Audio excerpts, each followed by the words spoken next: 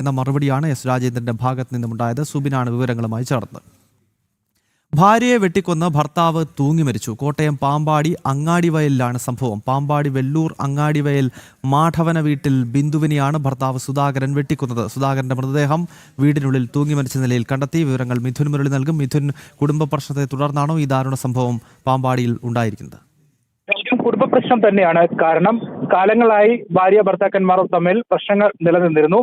അതിന്റെ ഭാഗമായി ഇന്ന് വഴക്ക് ഉണ്ടായി. ഉച്ചയോടുകൂടി വഴക്ക് വലിയ രീതിയിലേക്ക് പോവുകയും അക്രമത്തിലേക്ക് വഴിമാറുകയുമായിരുന്നു. പിന്നീട് ഭാര്യ ബിന്ദുവിനെ സുകുമാരൻ വെട്ടിക്കൊന്നു. അതിനുശേഷം സുകുമാരൻ തൂങ്ങി മരിക്കുകയായിരുന്നു. സുകുമാരന്റെ മൃതദേഹം വീടിനുള്ളിൽ തൂങ്ങി മരിച്ച നിലയിലും ഭാര്യ ബിന്ദുവിന്റെ മൃതദേഹം വെട്ടി കൊലപ്പെടുത്തിയ മുറിവേറ്റ നിലയിലുമാണ് വീടിനുള്ളിൽ നിന്നും കണ്ടെത്തിയത്. ഇവർക്ക് 3 മക്കളാണുള്ളത്. 2 പേർ നാട്ടിലുണ്ട്, ഒരാൾ വിദേശത്തുമാണ്. ഇവർക്ക് 2 പേർക്കും 50-ന് മുകളിൽ പ്രായം ഉള്ളവരാണ് ഈ ദമ്പതികൾ, സുകുമാരനും ബിന്ദുവും.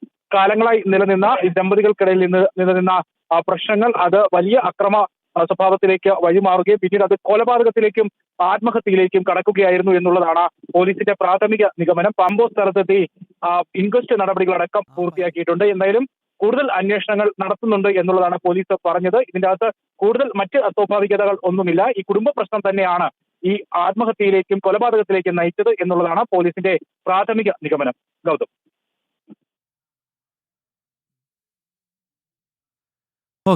ഓക്കെ മിഥുൻ, ഏതായാലും വളരെ ദാരുണമായ സംഭവം കോട്ടയം പാമ്പാടിയിൽ സംഭവിച്ചിരിക്കുകയാണ്. ഭർത്താവ് ഭാര്യയെ വെട്ടിക്കൊല്ലുന്നു, അതിനുശേഷം ഭർത്താവ് തൂങ്ങി മരിക്കുന്നു. കുടുംബ പ്രശ്നത്തെ തുടർന്നാണ് ഇത്തരമൊരു സംഭവം റിപ്പോർട്ട് ചെയ്തത്. മിഥുൻ മുരളിയാണ് വിവരങ്ങളുമായി